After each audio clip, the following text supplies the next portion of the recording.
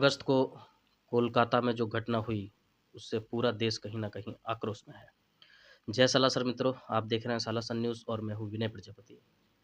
जैसा कि आप सभी को ज्ञात होगा, जो देश का माहौल चल रहा है, बीते 9 अगस्त को भगवान का दूसरा रूप कहे जाने वाले डॉक्टर महिला के साथ किस तरीके से बर्बरता हुई, किस तरीके से उसको घात पहुँचाया गया और उसके बाद उसकी मौत हो जाती है।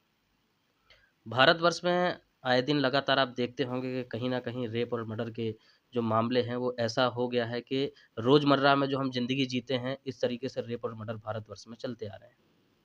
सत्ताधारी सत्ता में आते हैं, आकर दूसरी सत्ता आती है, तीसरी सत्ता आती है। हर पंचवर्षीय में सत्ताएँ बदलती रहती हैं। लेकिन हर सत्ताधारी सिर्फ़ लोगों को कहीं न कहीं इस तरीके से बहला-फुसला कर अपने बातों में हामी भरवाते हैं, लेकिन दशा देश की जो है, वो कहीं आपसे छिपी नहीं है। आए दिन भारतवर्ष में कोई भी ऐसा राज्य नहीं है, जहाँ पर रेप और मर्डर ना होते हों। इन सभी मुद्दों को लेकर आज हम उपस्थित हैं उत्तर प्रदेश के जिला जालौन के उरई शहर में। आज हमारे बीच मौजूद हैं कांग्रेस के नेशनल कोऑर्डिनेटर राहुल प्रजापति। बहुत-बहुत स्वागत है आपका। नमस्कार।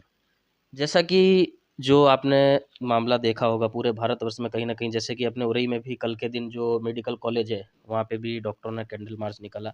भारतवर्ष में अलग-अलग राज्य में सभी लोग कैंडल मार्च निकाल रहे हैं। लेकिन जो घटना कोलकाता में हुई है, क्या लगता है आपको, उस विषय में क्या बोलना चाहिए? देखिए, ऐसा है कि कलकत्ता की जो घटना है, सबसे पहले तो मैं यहाँ से उस बहन को नम आँखों से श्रद्धांजलि देंगे। इसके बाद मेरा ये मानना है कि इस मामले पे राजनीति नहीं होना चाहिए। ममता जी कहीं न कहीं आरोपियों को बचाने का प्रयास कर रही हैं। राहुल जी ने भी स्टेटमेंट दिया है। राहुल जी का कहना है कि आरोपियों को बचाने की बजाय, राजनीति करने के बजाय बजाय जो है उनको कड़ी से कड़ी सज़ा देनी चाहिए। और सबसे पहले तो हमें ये देखना चाहिए, वो एक डॉक्टर थी। जब डॉक्टर देश में सुरक्षित नहीं है, तो आम आदमी की क्या गिनती।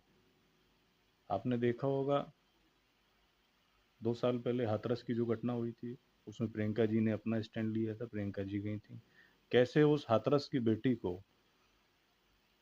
पुलिस के माध्यम से उसका दाह संस्कार किया गया जबरन। उसमें शासन प्रशासन ने उस मामले को दबाने का प्रयास किया। ऐसे ही मुझे लगता है इस मामले को भी दबाने का प्रयास किया जा रहा है, जो कि गलत है। और मैं सिरे से इस बात को नकारता हूँ और ये भी गुजारिश करता हूँ ममता सरकार से, टीएमसी सरकार से पश्चिम बंगाल की, कि इस मामले में एक एसआईटी जो उन्होंने बनाई है, उस एसआईटी से भी निवेदन ये है कि इस मामले में जो गिरफ्तार हुआ है आरोपी, उसको कड़ी से कड़ी सज़ा दी जाए और सज़ा के बाद इसको फांसी भी हो। अभी तक जानकारी के अनुसार जिस तरीके से बताया गया कि जो राज्य सरकार है, वहाँ की जो पुलिस प्रशासन है, कहीं न कहीं उनके ऊपर भी आरोप लग रहे हैं कि जो सबूत है वहाँ के, उनके साथ छेड़छाड़ की जा रही है, उनको मिटाने की कोशिश की जा रही है। अब सबसे बड़ा सवाल एक ये भी बनता है कि जो पुलिस प्रशासन की टीम होती है, कहीं न कहीं लोग सुरक्षित महसूस करते हैं खुद को कि हमारे देश में, हमारे राज्य में, हमारे शहर में, हमारे गाँव में अगर पुलिस प्रशासन है, और जब भी कोई भी घटना किसी के साथ में होती है, तो लोग पुलिस प्रशासन के पास ही जाते हैं। लेकिन कहीं न कहीं ये बहुत शर्म की बात है, जिस तरीके से बताया गया है कि जो संदीप राय करके जो सॉरी संजय राय करके जो व्यक्ति है 33 वर्षीय, जिसने डॉक्टर महिला के साथ ये बर्बरता की है, वो स्वयं एक पुलिस का कार्यकर्ता है। पुलिस में वो कार्यरत है और उसको जब अरेस्ट भी किया गया है, तो पुलिस चौकी से ही उसको अरेस्ट भी किया गया। और सबसे बड़ा सवाल ये उठता है वहाँ पर कि एक व्यक्ति के बस की ये बात नहीं है। निर्भया हत्याकांड के जो वकील सीमा कुशवाहा जी हैं, उन्होंने अपने बयान में ये चीज़ साफ-साफ कही है पोस्टमार्टम रिपोर्ट आने के बाद। जिस तरीके से पोस्टमार्टम रिपोर्ट आई है, तो एक व्यक्ति का ये कार्य नहीं हो सकता है। ये सामूहिक बलात्कार हुआ, उसके बाद मर्डर किया गया है। इस बारे में आप क्या कहना चाहेंगे? नहीं, मेरा स्टेटमेंट बिल्कुल, मैं इसी बात पे स्टैंड करता हूँ कि बर्बरतापूर्वक उसकी हत्या की गई बहन की। और निर्भया आज से मेरे ख्याल से 1 दशक पहले की घटना है। और उस घटना के बाद भी जो सरकार उस घटना को चिल्लाते हुए और उस घटना का जो है एक प्रोपेगेंडा बनाते हुए शासन में आई, केंद्र में आई, मैं और तब से लेके अब तक उन्होंने इस संबंध में कोई कानून नहीं बनाया। मैं चाहता हूँ कि बलात्कार से जुड़ी घटनाओं में इतना कड़ा कानून होना चाहिए। हमें यूरोप और तमाम कंट्रियों से सीखना चाहिए, सऊदी से सीखना चाहिए कि उनके यहाँ कैसे कानून हैं। उन कानूनों से सीख लेना चाहिए कि हमारे यहाँ जो घटनाएं होती हैं, अभी मैं देख रहा था कि 2-3 दिन पहले की घटना है, हमारे नज़दीक झांसी में एक बहुत छोटी बच्ची के साथ भी ये घटना को अंजाम दिया गया है। उसको शायद नाले में फेंका है। तो अगर इस तरीके की घटनाएं होंगी, उस बच्ची को बुखार भी था, उस बच्ची के साथ ये घटना हुई है। तो डॉक्टरों का और ये जो रोष व्यक्त कर रहे हैं, जो आंदोलन कर रहे हैं, बिल्कुल वाजिब बात है। और जब इस देश में डॉक्टर, जैसे हम लोग भगवान मानते हैं, वो सुरक्षित नहीं है, तो मैं समझता हूँ कि इस देश का जो आम नागरिक है और देश में रहने वाली महिलाएं हैं, बहनें हैं हमारी, वो कतई सुरक्षित नहीं है। जैसे कि दूसरा देखा गया है, जिस आरोपी का नाम इसमें आ रहा है, जिसको अरेस्ट किया है अभी पुलिस ने, वो स्वयं एक सुरक्षाकर्मी है। तो देश अब भरोसा किस पर करे, राजनीतिक पार्टियों पर या पुलिस प्रशासन पर? देखिए, कई सारी घटनाएं आती हैं, रेप के अलावा भी बहुत सारी घटनाएं आती हैं जिनमें पुलिस लिप्त होती है। लेकिन उन सभी घटनाओं में भी हमें पुलिस का ही सहारा लेना होता है, क्योंकि देश को चलाने के लिए लॉ एंड ऑर्डर की ज़रूरत होती है, राज्य को चलाने की लॉ एंड ऑर्डर की ज़रूरत होती है। तो हम सारे पुलिस कर्मियों पे और पूरे पुलिस विभाग पे तो प्रश्न चिन्ह खड़ा नहीं कर सकते हैं। ये उसकी बुद्धिमत्ता और उसके गलत नज़रिए का भी परिणाम हो सकता है। कलकत्ता जैसी घटना पे राजनीति बिल्कुल नहीं होना चाहिए। इस पे अविलंब उसको गिरफ्तार तो कर ही लिया है, और मेरे ख्याल से जांच-वांच भी ज़्यादा नहीं करना चाहिए। उसको जब सीधा-सीधा उस वो दोषी है, उसको बिल्कुल अंदर करके, और ट्रायल व्रायल भी, मेरे ख्याल से एक ऐसा कानून देश में बहुत ज़रूरत है ऐसे कानून की, कि इसको जल्दी से 1-2 महीने के अंदर निपटा के इसको फांसी के फंदे पर चढ़ाना चाहिए। चाहे वो पुलिसकर्मी हो, चाहे वो आम नागरिक हो, ऐसी घटनाओं को अंजाम देने वाले व्यक्ति समाज में जीने लायक नहीं है। समाज में ये गंदगी है, इस गंदगी को साफ करना हमारा सबसे बड़ा दायित्व है। सरकार का दायित्व है, पुलिस विभाग का दायित्व है, कानून का दायित्व है।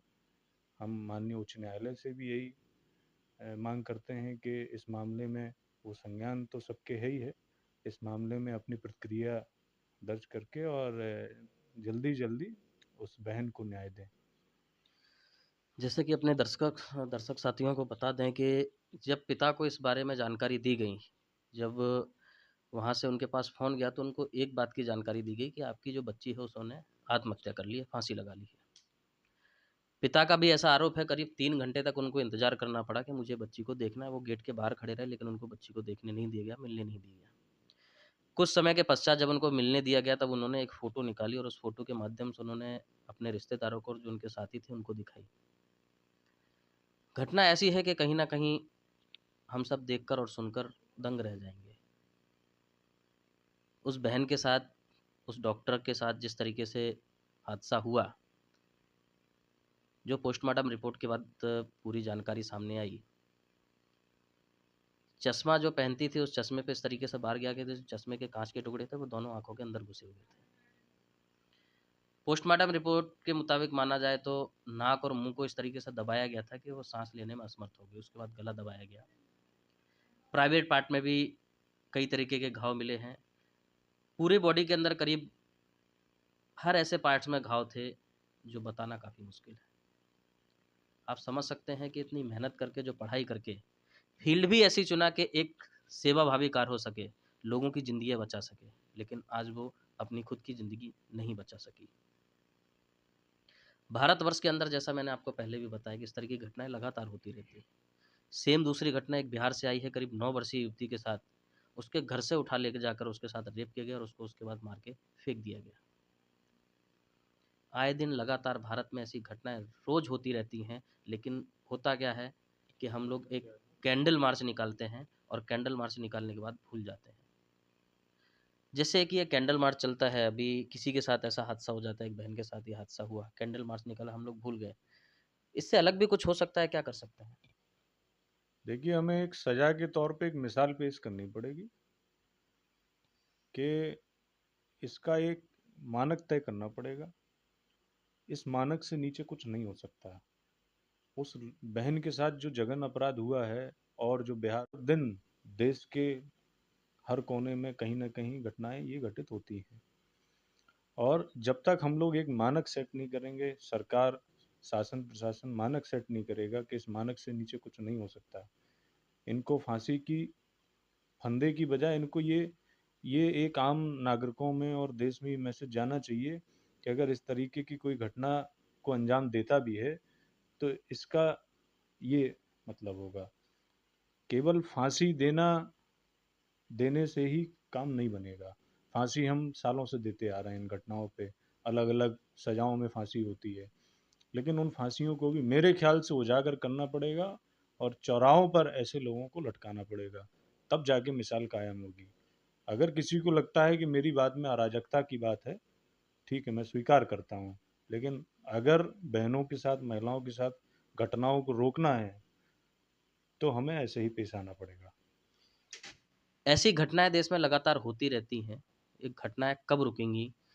क्या लगता है राहुल जी आपको कि हमारी जो कानून प्रक्रिया है, न्याय प्रणाली है, ऐसे जो राक्षसपंथी वैसी दरिंदे हैं, उनके लिए कोई एक नहीं लगता कुछ अलग से ऐसा कोई कानून होना चाहिए, कोई ऐसी सज़ा होनी चाहिए, जो समाज के लिए, देश के लिए ऐसा संदेश लेके जाए कि दूसरा कोई करने से पहले हज़ारों लाखों बार सोचे? या आप ये समझिए कि अमूमन जो हमारी न्याय प्रणाली है, उस न्याय प्रणाली में बहुत देर की जाती है। तारीखें होती हैं, तारीखों के बाद गवाह आते हैं, गवाहों के बाद साक्ष्य प्रस्तुत किए जाते हैं, तमाम प्रक्रियाएं होती हैं न्याय प्रणाली जो हमारी है। इसमें एक आमूल-चूल परिवर्तन करने की ज़रूरत है। जो हमारे honourable chief justice of India हैं, चंद्रचूड़ जी, उन्होंने भी ये कहा है कि हमें अपने देश के कानून में आमूल-चूल परिवर्तन करने की ज़रूरत है, क्योंकि हम 21वीं शताब्दी में जी रहे हैं। आज का जो परिवेश है, और आज के परिवेश की जो घटनाएँ हैं, इन घटनाओं से हमें सीख लेके इनके अकॉर्डिंग हमें कानून बनाने की ज़रूरत है। बहुत सारी धाराएँ हैं जो कांस्टेंट रहनी चाहिए, लेकिन बहुत सारी धाराओं में परिवर्तन करने की ज़रूरत है। सबसे बड़ा जो आमूल-चूल परिवर्तन होना चाहिए, वो महिलाओं के लिए होना चाहिए। महिलाओं से निर्भया के समय मेरे ख्याल से मुझे याद है छेड़छाड़ संबंधी बहुत सारी धाराओं में संशोधन हुआ था। लेकिन उन संशोधनों के साथ मैंने जैसा कि कहा कि एक मानक हमें सेट करना पड़ेगा कि जैसे आप सऊदी में जाइए तो वहाँ सरेआम फांसी की सज़ा का प्रावधान है। तो ऐसा ही प्रावधान हमें अपने देश में भी करना पड़ेगा। ये फांसी जो है, एक बंद चारदीवारी के अंदर ना होके ये इस इन मामलों की फांसी की सज़ा जो है, आप ओपन चौराहे पे करके देखिए, एक मानक सेट हो जाएगा। जो जिनके दिमागों में गंदगी पनप रही होगी, गंदगी भरी होगी, इन घटनाओं को अंजाम देने का सोच रहे होंगे, उनके दिमाग में, मन मस्तिष्क में इस बात का ये मैसेज चला जाएगा कि अगर हम इस तरीके से करते हैं, तो मेरे साथ क्या होगा।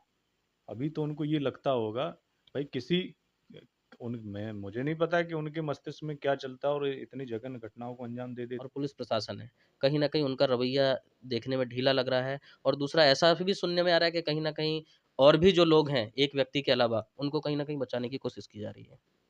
हाँ, मुझे लगता है कि ऐसा है, क्योंकि जो बयानबाजी हो रही है सरकार के प्रवक्ताओं के द्वारा, उससे प्रतीत होता है कि कहीं न कहीं किसी को बचाने की कोशिश है।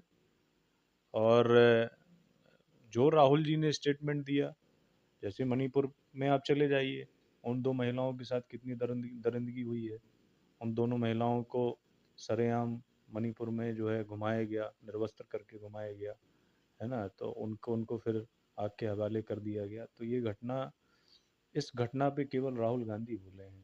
प्रियंका गांधी ने बोलने का प्रयास किया, और जो विपक्ष था उसने बोलने का प्रयास किया है, बोलने की हिमाकत की है। लेकिन मैं निराश हो जाता हूँ ये सोचकर, ये देखकर कि इस देश के प्रधानमंत्री उन घटनाओं को लेकर भी मणिपुर का मां नहीं बोलते। उनको देश में जो मणिपुर में हालात हैं, मुझे लगता है कि वो ये मानते होंगे कि मणिपुर मेरा हिस्सा नहीं, जबकि मणिपुर में उन्हीं की सरकार है, भाजपा शासित शासन है। और भाजपा शासित शासनों में, सरकारों में, राज्यों में अगर इस तरीके की घटनाएं होती हैं, तो प्रधानमंत्री के मुंह में दही क्यों जम जाता है। आज प्रधानमंत्री और उनकी पूरी भाजपा मैं हालाँकि इस मामले में राजनीति नहीं लाना चाहता हूँ, लेकिन आपको पूर्ववर्ती जो कारनामे हैं, मैं उसमें आपका ध्यान आकृष्ट करना चाहता हूँ कि जो पश्चिम बंगाल की घटना हुई है, इसमें भाजपा बड़ी एक्टिव दिखाई दे रही है। भाजपा हाथरस में क्या मुँह मुँह में दही जम गया था क्या? जब उस बच्ची को जबरन उसका जो है दाह संस्कार कर दिया पुलिस ने, किसी को मिलने तक नहीं दिया गया। तो मैं ये ध्यान आकृष्ट करना चाहता हूँ कि भाई ये जो घटनाएँ हैं, इनको आप रोकने की बजाय आप राजनीति करने लगते हैं। आपको मणिपुर में भले ही आपका शासन है, आपको बोलना तो चाहिए। आप पूरे लोकसभा में आपने मणिपुर का माँ नहीं बोला। माँ से मध्य प्रदेश, माँ से बहुत सी चीज़ें ही आप बोलते रहे, लेकिन माँ से आपने मणिपुर नहीं बोला। तो मैं ये चाहता हूँ कि प्रधानमंत्री जी अब जो तत्परता दिखा रहे हैं, ट्वीट कर रहे हैं और एक्टिव दिखाई दे रहे हैं, उनके प्रवक्ता एक्टिव दिखाई दे रहे हैं, वो एक बार मणिपुर भी जाएं। एक भी बार प्रधानमंत्री मणिपुर नहीं गए, राहुल गांधी कई बार गए हैं मणिपुर। आप मुझे लगता है कि देश का नेतृत्व करने वाले लोग इन कारनामों से डरते हैं, इनको देखना नहीं चाहते, और या तो इन लोगों की संलिप्तता रहती है। और पश्चिम बंगाल में जो आपने बात कही कि बचाने का प्रयास हो रहा है, तो कहीं ना कहीं अभी जो कल जो मैं देख रहा था कि वहाँ जो धरने पे डॉक्टर्स बैठे हुए थे, उस धरना स्थल पे मारपीट भी की गई अराजक लोगों के द्वारा। तो ये और पुलिस मूक दर्शक बनी रही। तो हो सकता है कि पश्चिम बंगाल में जो पुलिस का जो विभाग है, उससे जुड़ी हुई ये घटना है, तो सबूत मिटाने का प्रयास किया जा रहा हो, और ये भी हो सकता है कि उस घटना में और भी लोग शामिल हों, तो सबूत मिटा के उन उन लोगों को जो है उस घटना से निकालने का प्रयास किया जा रहा हो। लेकिन मेरे ख्याल से जो भी है, मैं तो ममता दीदी से यही कहना चाहूँगा कि आपको इस घटना पे बिल्कुल सीधा स्टैंड लेना चाहिए। ऑन स्पॉट इसका जो प्रावधान चल रहा है भाई, अब जो माहौल बना हुआ है, ऐसे लोगों का तो एनकाउंटर भी होना चाहिए। ये थे हमारे साथ कांग्रेस से राहुल प्रजापति जी। और जैसा कि आप सभी लगातार किसी न किसी चैनल के माध्यम से, इंस्टा या फेसबुक के माध्यम से लगातार ये चीज़ें देख रहे होंगे, तो जैसा कि मैंने पहले भी आपको बताया कि भारतवर्ष में ऐसा कोई राज्य नहीं है जहाँ पे इस तरीके की घटनाएं ना हो रही हों। लेकिन वापस वही सवाल, सरकारें आती हैं, सरकारें चली जाती हैं, आपस में तर्क वितर्क होता है, लेकिन उसके बावजूद भी कोई ऐसा कानून नहीं बनता, कहीं पर ऐसे केस बंद नहीं होते। 3-3 साल की बच्चियों के साथ, 6-6 साल की बच्चियों के साथ रेप हो जाता है। जो रियल में एक इंसान होगा वो समझ सकता है। पहले के समय में क्या होता है, प्राचीन समय में जो मानते हैं, देवी देवताओं के समय की बात थी, तो जो राक्षस होते थे वो पहले बदल लेते थे खुद के वेशभूषा को, कभी देवताओं के रूप में आ जाते थे, कभी मानव के रूप में आ जाते। लेकिन आज के समय में जो मानव है वही देवता भी है और वही राक्षस भी है। इनको पहचानना बहुत ही मुश्किल है। भूल जाते हैं वो कि एक माँ की कोख से, एक औरत की कोख से, एक बहन की कोख से कहीं ना कहीं हमने जन्म लिया है। इस घटना को अंजाम देने से पहले उनको ये समझ में नहीं आता क्या कि हमारी परवरिश भी एक किसी महिला ने ही की है, एक महिला के द्वारा ही हम पैदा किए गए, एक महिला के द्वारा ही हमारी परवरिश की गई, और हम एक महिला के साथ में ही इस तरीके का घृत और घटिया कार्य कर रहे हैं। आगे किस तरीके से क्या कार्रवाई होगी, जो वहाँ की सरकार है, शासन प्रशासन है, कहीं न कहीं ये पूर्ण रूप से, आपने सभी के बयानों में सुना होगा कि उसमें जुड़े हुए और भी लोग हैं, लेकिन उनको कहीं न कहीं बचाने की कोशिश की जा रही है। क्या वो राजनीतिक दल से हैं? क्या और भी लोग वो पुलिस प्रशासन के दल से हैं, कोई बड़ा अधिकारी है? क्योंकि आपने हमेशा देखा होगा, एक चीज़ और भी मैं इसमें ऐड करना चाहूँगा कि ये एक डिपार्टमेंट का मुद्दा था, एक बड़ा मुद्दा था, इसलिए इस चीज़ को काफ़ी हाइलाइट किया गया। अच्छी बात है, ये चीज़ें हाइलाइट होनी चाहिए कि जिससे समाज में संदेश जाए और लोग ना करें। लेकिन कई बार ऐसी घटनाएँ होती हैं गरीब परिवार के साथ, जैसे मैंने आपको बिहार का बताया। ऐसी कई घटनाएँ हैं कि घर से बच्चियों को उठा ले जाते हैं, उनके परिवार के सामने से रेप किया जाता है, सामूहिक रेप किया जाता है और मारकर फेंक दिया जाता है। उसके बावजूद भी महीनों सालों या तो तारीखें चलती हैं या फिर केस को डरा-धमकाकर बंद कर दिया जाता है। चाहे उत्तर प्रदेश हो, चाहे गुजरात हो, चाहे बिहार हो, चाहे झारखंड हो, चाहे मणिपुर हो, चाहे कोलकाता हो, चाहे केरल हो, चाहे साउथ हो, हम हर जगह की बात करते हैं। ये घटना ऐसा नहीं है कि किसी भी राज्य में ना होती हो, लेकिन अगर ये घटनाएँ हो रही हैं, तो जो शासन प्रशासन है, देश की न्याय प्रणाली है, वो आखिरकार क्या कर रहे हैं?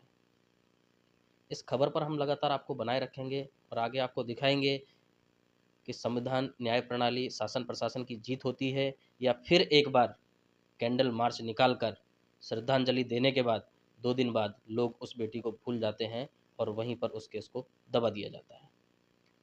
खबर से जुड़े रहने के लिए आप देखते रहिए सालासर न्यूज़। जय हिंद, जय भारत।